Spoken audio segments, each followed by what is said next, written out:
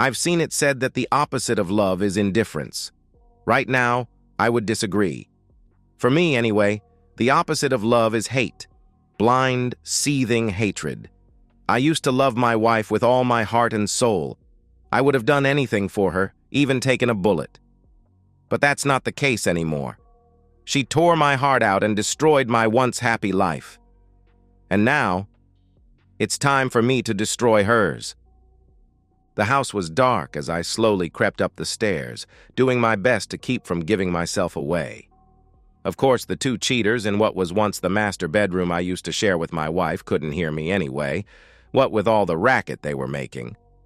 I got to the door of the bedroom, which was only partially closed, and pushed it the rest of the way open with the 12-gauge pump shotgun I had with me. There they were, my soon-to-be ex-wife, Alice, and my boss, Jake Harmon. I pumped around into the chamber and watched as the two stopped and stared at me, surprised. There's nothing quite like the sound of a round being pumped into the chamber of a shotgun to get someone's attention. Jake got off Alice. "What are you doing here, wimp?" he asked. "You're supposed to be in Jonesboro. Why are you here? You want to watch a real man with your wife? Is that it? Are you some kind of pervert or something?" Alice giggled at that. "Yeah, baby, he wants to watch a real man give it to me good. Maybe he wants to clean you." Jake laughed as he stepped toward me. That's when it began. I said nothing as I fired a round at his crotch, blowing his private parts to kingdom come. He screamed in pain as he fell to the floor. Alice's screams joined his almost in perfect harmony. I pumped and fired again, this time taking off the top half of Jake's head. Alice kept screaming, so I turned my attention to her. The first round silenced her screams as it removed most of her face. The next 15 rounds left her a bloody mess on the top of the bed. I wasn't finished and kept firing, alternating between Jake and Alice. At one point, I looked down and saw my feet were almost buried in a pile of spent shotgun shells. Damn, I wondered. How many rounds are in this thing? I kept pumping and firing round after round into the goo that was once Jake and Alice. I finally stopped, my rage now gone. The room reeked of gunpowder and I could see smoke hanging in the air like a thick blanket. I looked at the bloody mess before me and knew my life was over. Once the police arrived, they would probably shoot me dead. If they didn't, I would probably end up on death row. No thanks.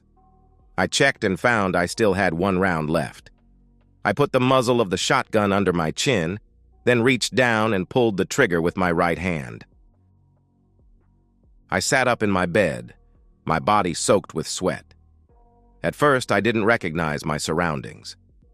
Then it came back to me. I was at a Days Inn in Jonesboro, Arkansas, and had been since Sunday. It was now early Thursday morning. I was here to take care of a customer upgrade at Jake's direction. The job was finished on Wednesday, and I had wrapped up my paperwork before going to bed. I had planned on driving back after checking out of the hotel after sunrise. As my head cleared from the remnants of the nightmare, I caught my breath and looked at the clock. It was only 3:30 a.m. Damn, I thought. I'll never be able to get back to sleep. I got up out of bed, washed my face, then made a cup of coffee. I turned the television on and tried to calm myself down. This wasn't the first time I had experienced a nightmare, and something told me it wouldn't be the last. It had been like this almost every night for the last week, since I first learned of Alice's betrayal. Each nightmare had been quite similar, with the only variation being my weapon of choice. I remember one time I dreamed that I was carrying a minigun and had shredded both their bodies with thousands of rounds of ammunition. In another dream, I actually carried a rocket-propelled grenade and blew them, along with the bedroom, into oblivion. Then there was the dream where I actually used a nuclear device and destroyed half the county along with the two cheaters. Mind you, I'm not normally a violent man, and even though I spent 4 years in the Marine Corps, had never once fired a weapon in anger. Sure, I have a few guns, including a 12-gauge shotgun. Hell, everyone in these parts has a gun or two. But I never once considered using any of them against another human being. Until recently, that is. Why the change, you ask? Let me tell you. My name is Thomas Jefferson Langley. My parents had a thing for history, so I was saddled with the name from birth. My sister and only sibling were named after Betsy Ross. I joined the Marines straight out of high school and was made a nuclear, biological, and chemical defense specialist. With the exception of a one-year tour to Okinawa, Japan, my time was spent stateside, mostly working as an instructor. During my last 6 months in the service, I was one of the guys who ran the gas chamber at the base where I was stationed. I realized early on in my military service there was little to no use for someone with my skills in the civilian world, so I went to school and got a degree in networks and business. It took 3 years to finish my 2-year degree, so I got out at the end of my 4-year stint and went back to school using my benefits. When I graduated, I went to work as an account representative for Empire Tech Solutions, a nationwide IT company headquartered in my hometown in Missouri.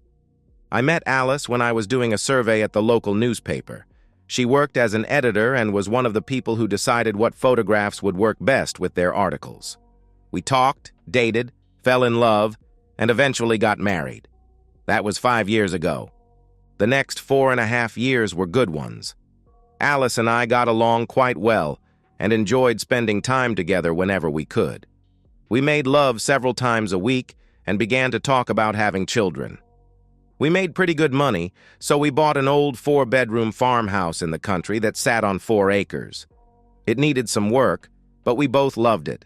She liked the fact that it was a bit rustic, and I liked the separate shop that sat on the property. Both of us also liked the fact that the master bedroom had its own gas fireplace, and there was plenty of room for children.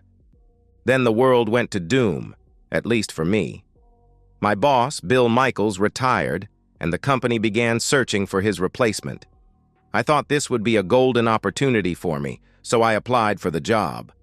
I didn't get it, but I was told by John Carlson, the man in charge of the company's service operations nationwide, that I was seriously considered, but the board selected someone else, Jake Harmon. I looked up Harmon on the company intranet and found that he was being moved here from Boston, where he worked as the senior account representative for the Northeast region of the country. He had a bit more seniority than me, but not that much. His uncle also happened to be one of the senior members of the board of directors. Naturally, he got the job. I studied the picture of his face and took an instant dislike to him. There was something about that crooked smile of his that just screamed, trouble. He came on board and made all the rounds. The women in the office took to him like a moth to a flame. He stood a few inches taller than me and was quite muscular. He smiled that crooked smile as he shook my hand the first time we met. "Well, I finally get to meet my opposition," he said. "I'm told you almost got my job. Don't worry, I won't let that interfere with our relationship." "I'm glad to hear that," I told him. He smiled and then left my office. Something about him really set me off, but I wasn't quite sure what it was. I told Alice about it one night after dinner. "Why don't you invite him over for dinner one night?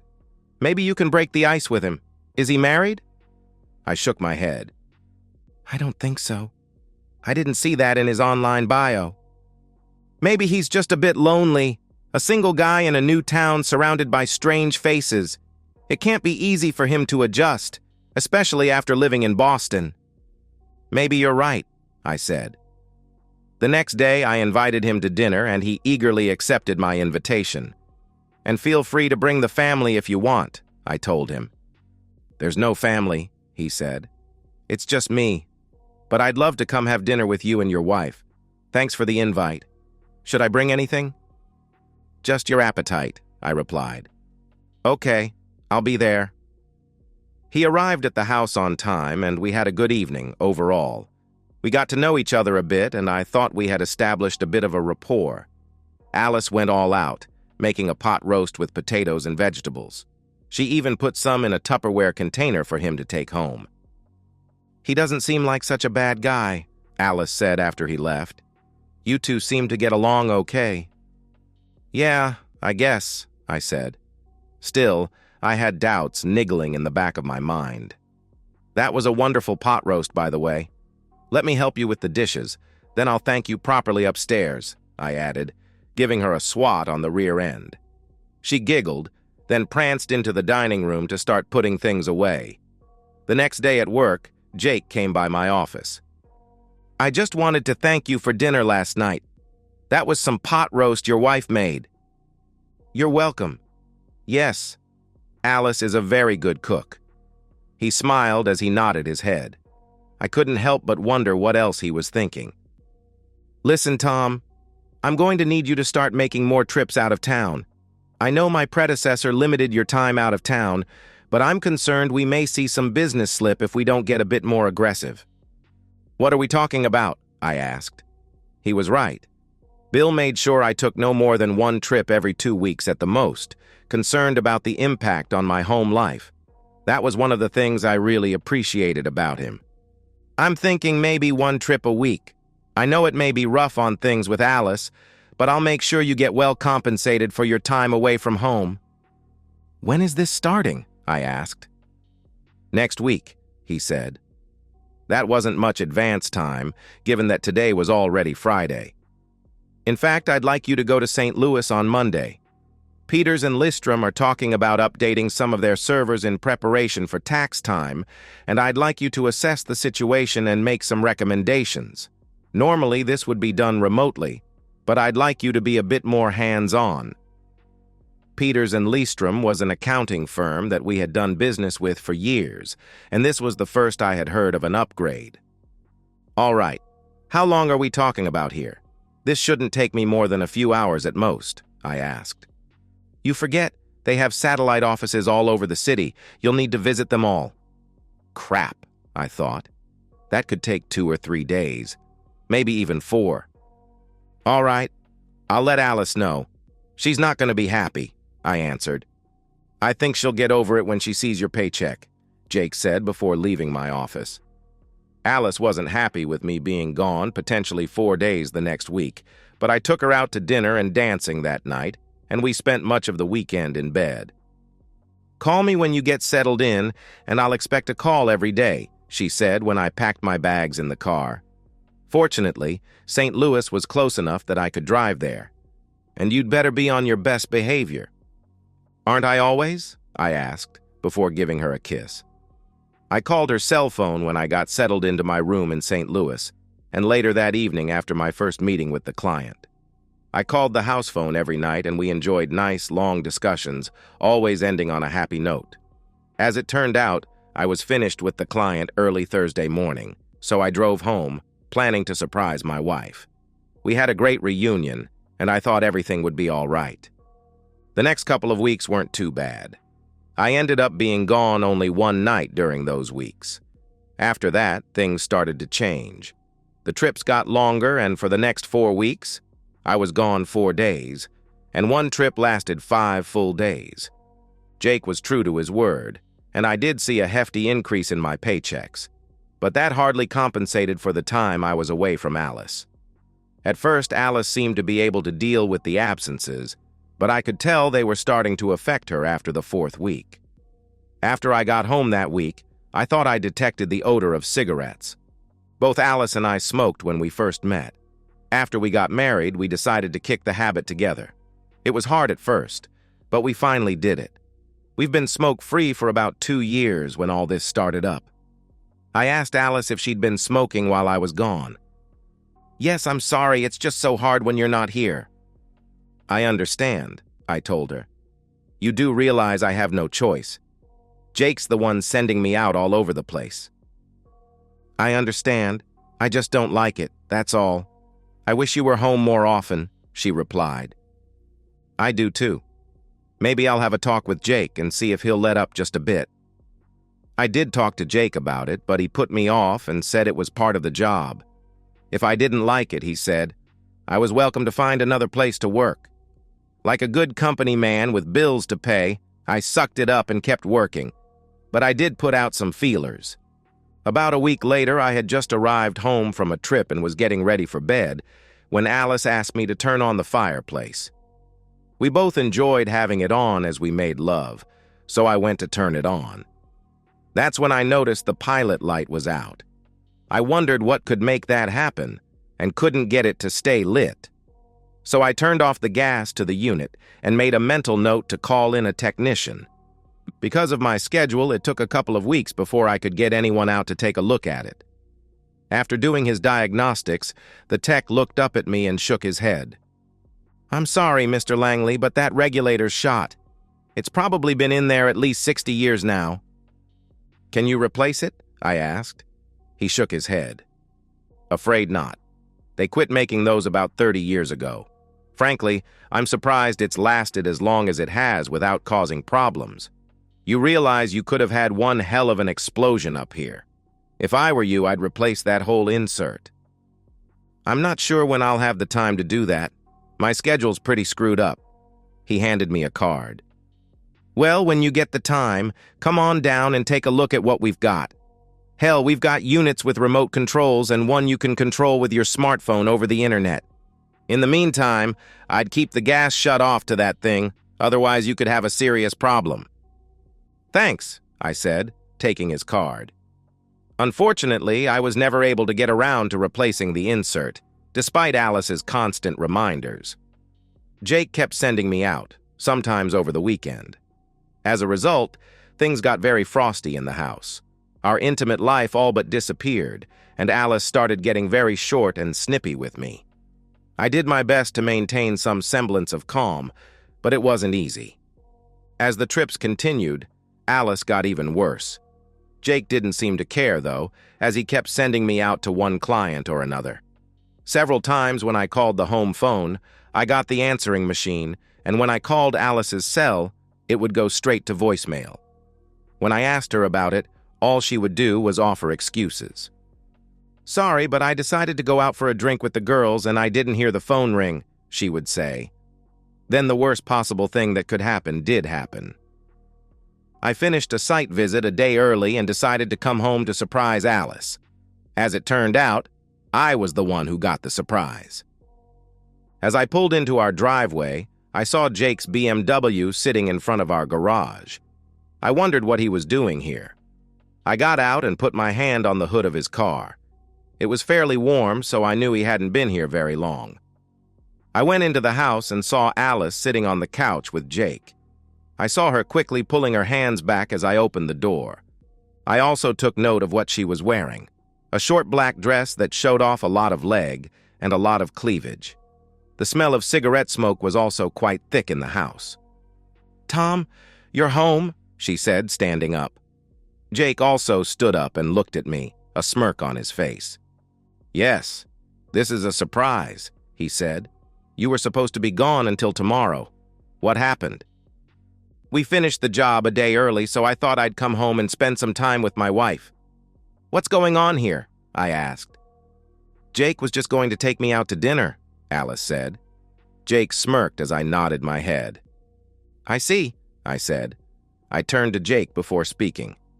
"Well, I'm home now, so if anyone is taking Alice out, it'll be me, her husband. I think you should leave now." "And if I don't?" he asked. "Then I'll just have to kick you back out of my house. You may be my boss at work, but not here, in my home." He chuckled and looked at Alice. "I'll take care of this," Alice said, looking at Jake. "I think you should leave now." Jake said nothing for a few moments, then nodded his head and got ready to leave. "I will be discussing this with John tomorrow," I said before Jake opened the door to leave. "I don't think he'll approve of you hanging in on an employee's wife." "You better not say anything to John. You forget, my uncle is a senior member of the board. He'll have your job as well as John's. And don't forget, you're supposed to be in Jonesboro on Sunday." He turned to Alice. "I'll talk with you later," he added before closing the door. I turned back to Alice. "What the hell is going on here? Are you sleeping with him now?" Alice said nothing but looked down, embarrassed. I had my answer. "You are, aren't you? How long has this stuff been going on?" "A while." "Damn it, Tom, you're never home," she said. "Yeah, because that jerk you're with keeps sending me out of town. My God, Alice, how can you be so stupid? You knew he was the one sending me away. Surely you're smart enough to figure out what he was doing. How many times have you been with him in our bed?" "I don't know. I haven't counted, she replied. Terrific. Have you fallen in love with him? I asked. A bit, I'm afraid, but I still love you. I just wish you were home, she answered. You know what this means, don't you? I asked. What? She asked. It means I'll be getting a divorce as soon as I can. There's no way I can put up with this. Please, Tom, don't. I don't want a divorce, she pleaded. So what? You think you can have Jake when he sends me away, then give me his sloppy seconds when I get home? I asked. I've never given you sloppy seconds, she replied. You haven't given me anything in a couple of months or so.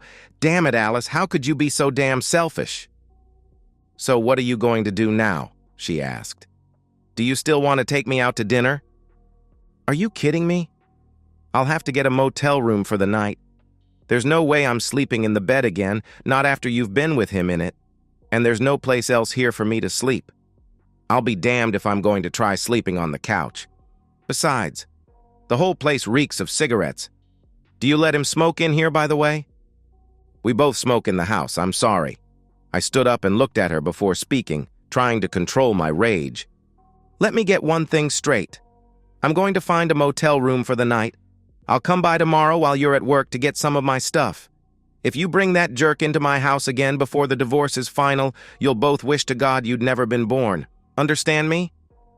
Yes, Alice said, tears falling down her face. I couldn't help but wonder why she was crying since she was the one who caused all the hurt. I stormed upstairs to grab a suitcase and some clothes and saw the ashtrays on both nightstands. They were both filled with ashes and cigarette butts. The room reeked of stale cigarette smoke and intimacy. It was all I could do to keep from throwing up. I packed enough things for a couple of days, then went back downstairs. Alice was still on the couch. I'm leaving now. Here, I added, taking off my wedding ring. I tossed it on the table in front of her. I won't be needing that anymore. Remember what I said? Goodbye. I walked out of the house, got in my car, and left. I don't know what she did after I left, and I frankly didn't care. All I know is that she didn't pepper me with calls or texts after I left. I found a motel that rented rooms with kitchenettes by the week and paid for 2 weeks in advance. I had a feeling I would be there a bit longer than that, though, and I didn't want to risk the room being taken when I got back from Jonesboro. I got settled in, and that night was when the nightmares began. The next day, I got to work a bit early and turned in all my paperwork. Purposefully avoiding Jake, I went to see John Carlson, who was the next one up in my chain of command. Tom, you're here early. How did everything go? He asked. Went well, John. I've already turned in my paperwork. Listen, I have a personal problem I need to deal with before I leave for Jonesboro and wondered if I could take the rest of the day off. Have you spoken with Jake yet? He asked. Well, Jake is part of my problem, I said. He looked at me, startled. Oh? You want to tell me about it? I spent the next few minutes telling him what transpired the previous evening and what Alice had told me. So I need to get more of my things and go see a divorce lawyer today. That's why I came to you instead of going to Jake. I see, John said. All right, go ahead and do what you need to. I'll take care of Jake. And listen, if you need to talk to someone, feel free to call me anytime. I thanked him and left the building. Fortunately, I was able to avoid Jake. I stopped at a coffee shop and grabbed a quick breakfast while searching the web for a divorce lawyer on my smartphone. I found one and made an appointment for that afternoon. After I finished my breakfast, I looked at the time and figured Alice would be gone to work, so I headed to what used to be our house. Her car was nowhere to be found, so I parked and went inside. The place still reeked of cigarettes, but it wasn't as bad as the previous night. I went upstairs and got some more of my things and carried them to my car. I grabbed some trash bags and filled them up with as much as I could carry and put those in the car as well.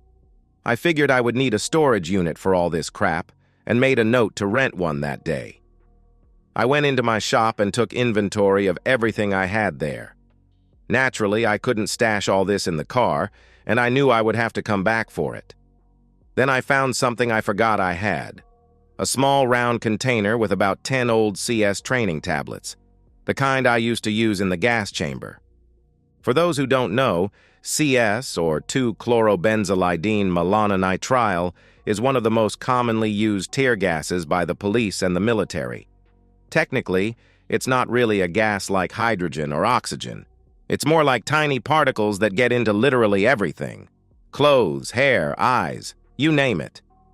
We used these tablets to simulate a chemical attack when we held gas chamber training, and it's extremely effective. When I was in the service, we would typically take 1 or 2 of these tablets and place them on a metal plate. The plate would be heated, and the capsules would melt, releasing the gas. 2 capsules were usually more than enough for a decent gas chamber exercise. A person exposed to CS would experience a burning sensation on exposed skin, tearing of the eyes, and a burning irritation of the mucous membranes of the nose, mouth, and throat. This results in coughing, extreme nasal discharge, disorientation, and difficulty breathing. It's not a pleasant sensation, but passes fairly quickly after a shower. I used to conduct impromptu field training by surreptitiously sprinkling some CS powder in ashtrays, usually when we went into the field. Since the chemical reacts with heat, anyone who used the ashtray would find themselves in their own personal little gas chamber. I had a wicked thought and took the capsules into the house. I opened a capsule and sprinkled the powder in one ashtray, then did the same to the other.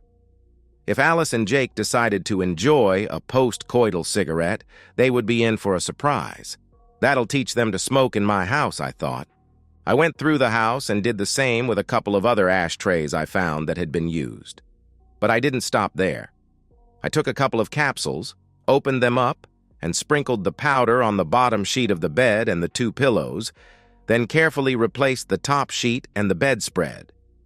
I thought about sprinkling a bit of CS on the stove, but decided against it. I only had 4 capsules left, and I wanted to have enough for a return trip.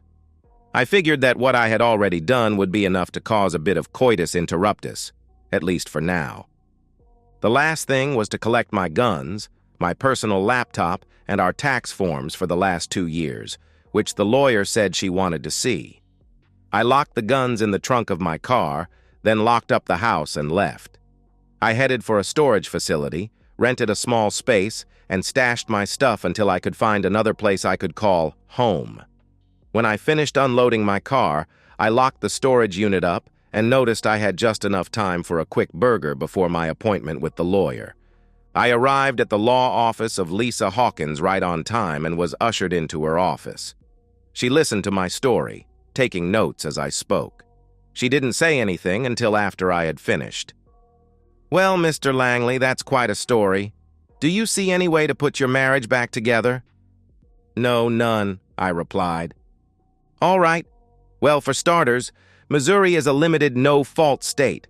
However, you can cite her adultery as that may affect the distribution of the marital assets.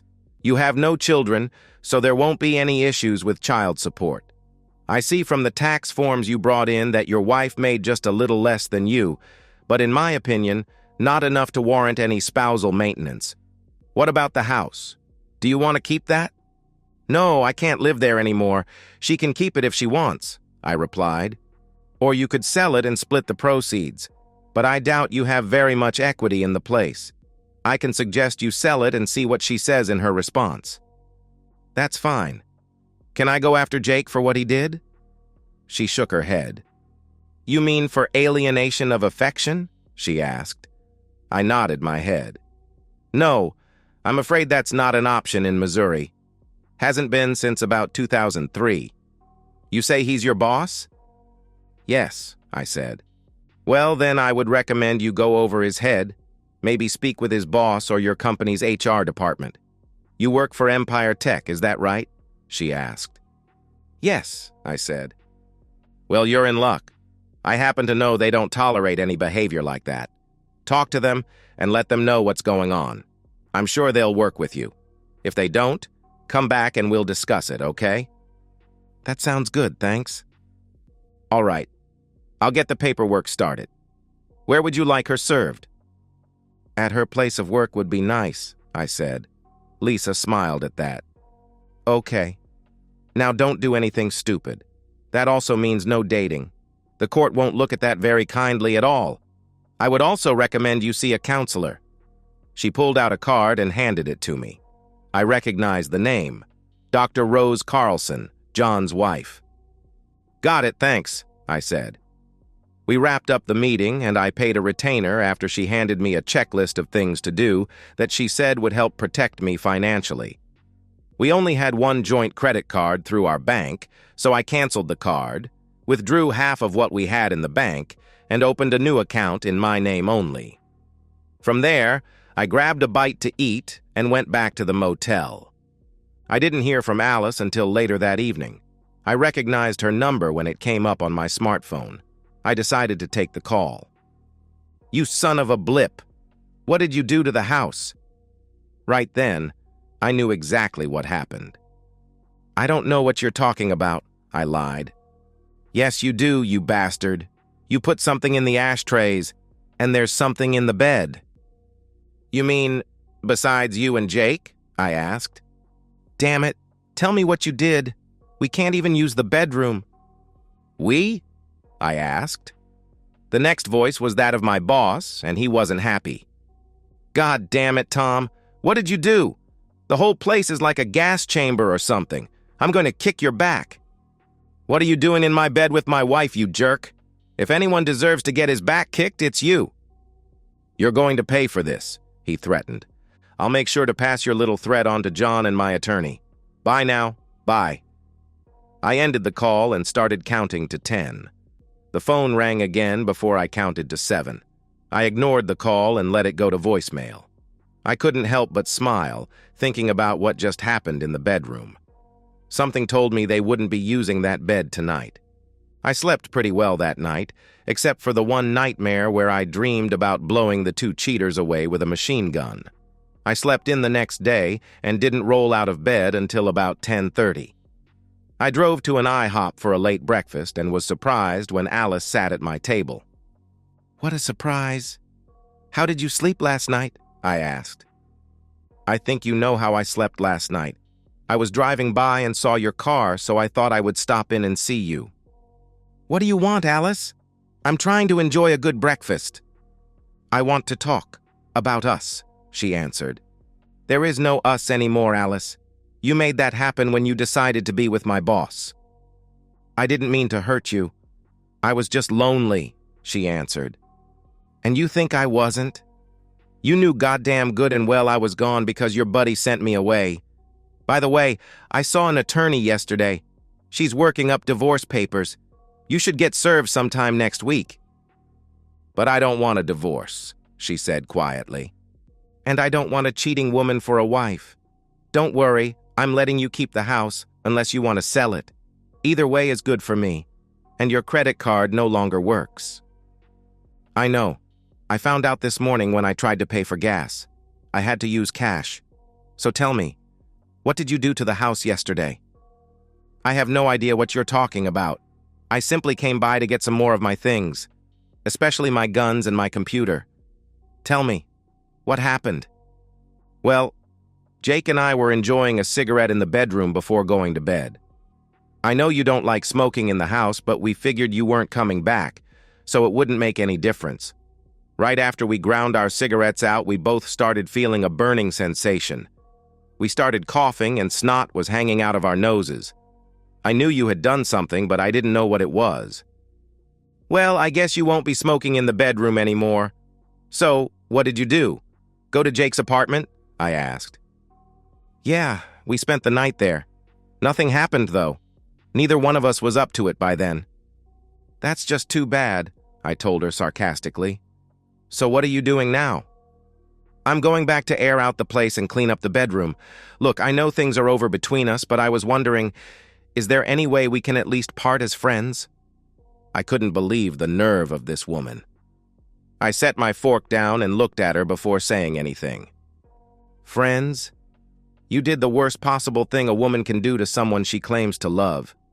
You betrayed my trust and broke my heart by sleeping with my boss, in my house and in my bed. And you have the damn gall to ask if we can be friends? Let me tell you something. Right now, It's taking everything I have to keep from killing you right here with my bare hands." Her eyes grew wide as I spoke, and her face turned white. "Don't you have any feelings for me at all?"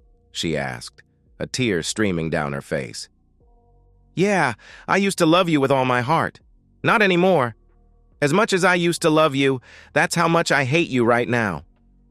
"You hate me?" she sniffed. "With every fiber of my being. And you'd better tell Jake if he messes with me. I'll rip his toy off and feed it to the dogs." Alice recoiled as I spoke. She had never seen this side of me before. She grabbed her purse and stood up. "Now, if you don't mind, I'd like to finish my breakfast in peace. Right now, the sight of you makes me sick to my stomach." "I'm sorry, Tom," she sobbed before she turned and left. I watched her get into her car and drive off. Good riddance to bad trash, I thought to myself. I couldn't help but smile, though, knowing they hadn't encountered the CS I sprinkled on the bed. I spent the rest of the day doing pretty much nothing. I drove around, walked in the park, and then ended up watching a game in a bar while drinking a couple of beers. I thought about going to the house to get more of my stuff, but reconsidered, not knowing how I could handle being around Alice. Afterward, I went back to the motel and got my stuff together for the trip to Jonesboro.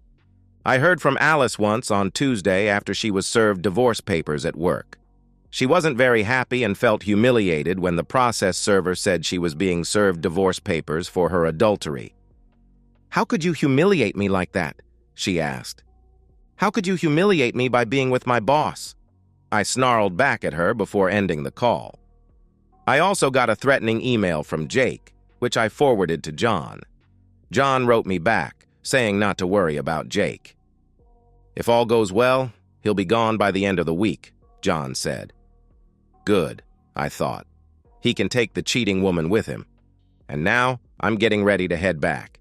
In a way, it's probably good that I wasn't in town to deal with the cheaters these last few days. There's no telling what I might have done. Looking at the clock, I saw that it was nearing 5 a.m., so I decided to take a shower, grab some breakfast, and head back. I was on the road heading home at about 6:30 on Thursday. I had a fairly lengthy drive ahead of me, so I used the time to unwind. As I approached my hometown, I turned on the radio to my favorite local station, hoping to hear the morning news. At least one person is reported dead and another in critical condition after firefighters responded to an incident on Old Mill Road, the announcer said. Old Mill Road? That's the road where my house is, I thought. I turned up the volume and listened further.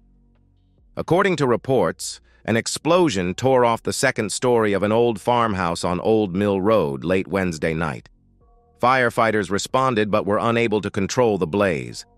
2 persons were pulled from the house. One was pronounced dead at the scene. It's not known what started the fire. I had a bad feeling about this and decided to swing by the house just in case. When I got there, I was shocked at what I saw. The house was completely destroyed. All that remained were smoking ruins and the brick fireplace. I saw 2 vehicles by the shop. One was Alice's, and the other appeared to be Jake's. The shop where all my tools were located appeared to be untouched.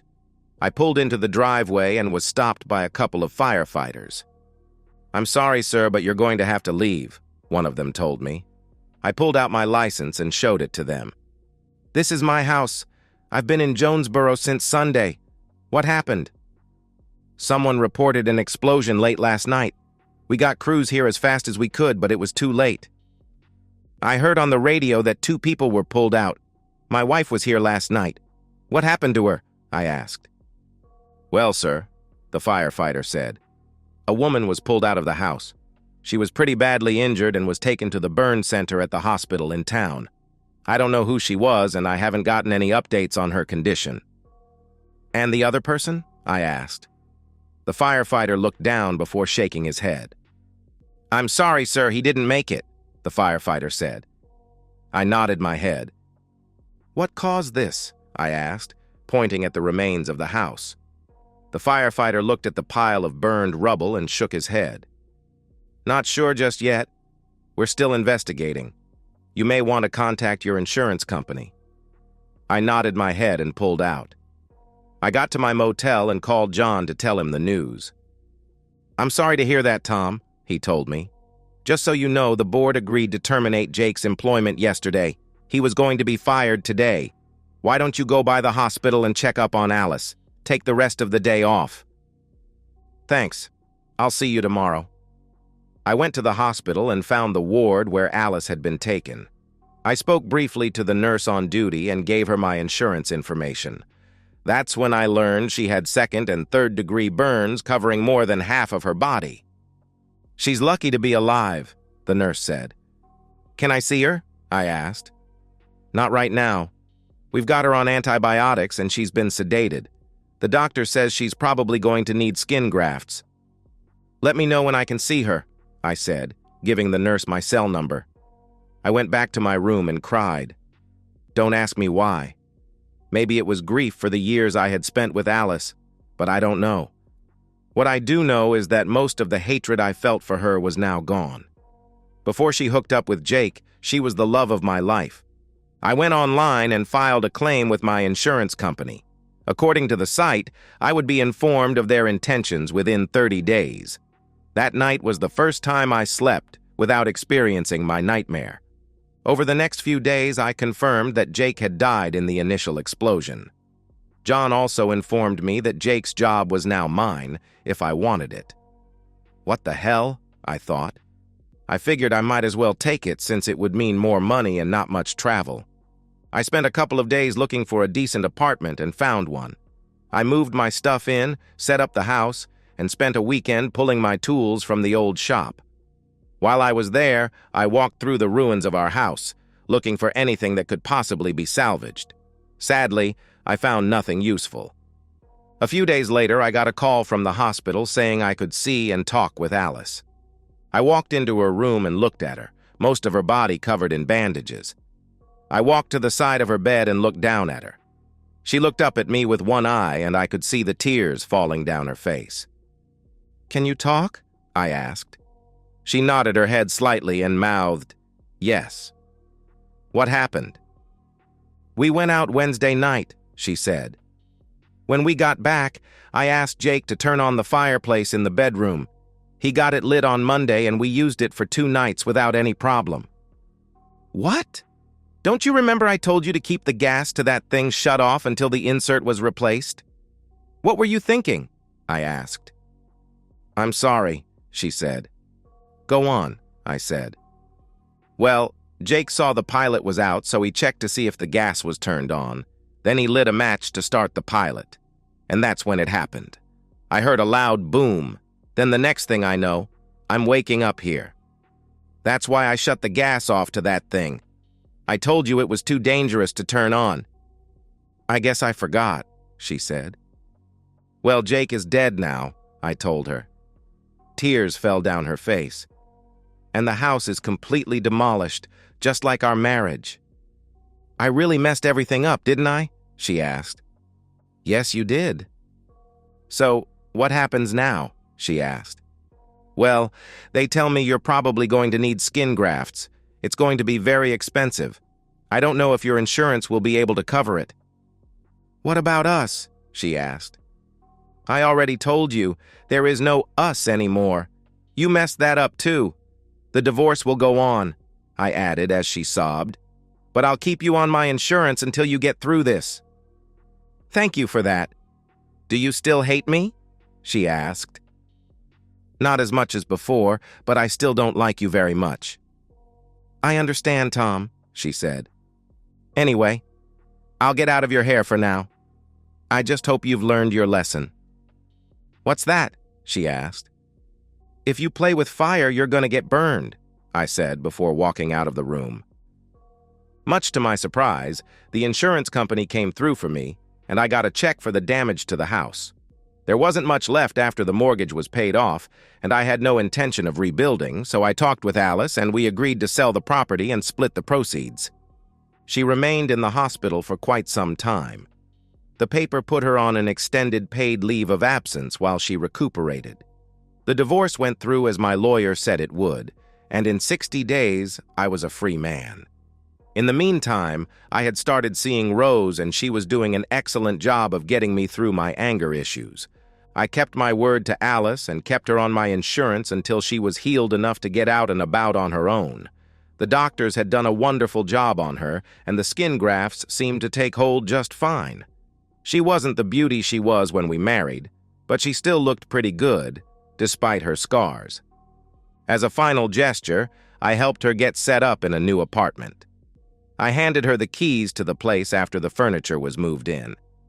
"I hope you like it. I made sure to pick one that doesn't have a fireplace." She laughed as she took the keys. "Thank you, Tom," she said, tears forming in her eyes. "I appreciate that. You're a good man, Tom, and you deserve a good woman. I'm sorry I messed everything up for us." I nodded my head. "Yeah, well, I guess that's the way it goes," I told her, giving her one last hug. "You take care of yourself." "I will," she said before I walked out. What now? I asked myself. I pulled out my phone and scrolled through my contacts. I couldn't believe so many women had given me their numbers these last few months. I found the number I was looking for and called. "Hello?" I heard a female voice say. "Yeah, this is Tom. You busy tonight?" "I was until you called," Nancy said. "I met Nancy a couple of weeks ago at a club in town. She had the deepest blue eyes and legs that wouldn't quit." "You want some more of my lasagna?"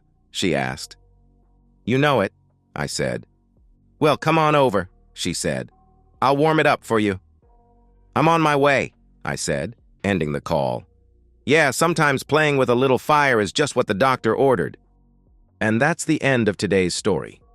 If you enjoyed it, please give this video a thumbs up and drop a comment below.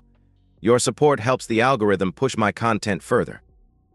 If you're new to the channel, don't forget to hit that subscribe button. It really helps me keep creating more stories for you. Thanks for watching, and I'll see you in the next one.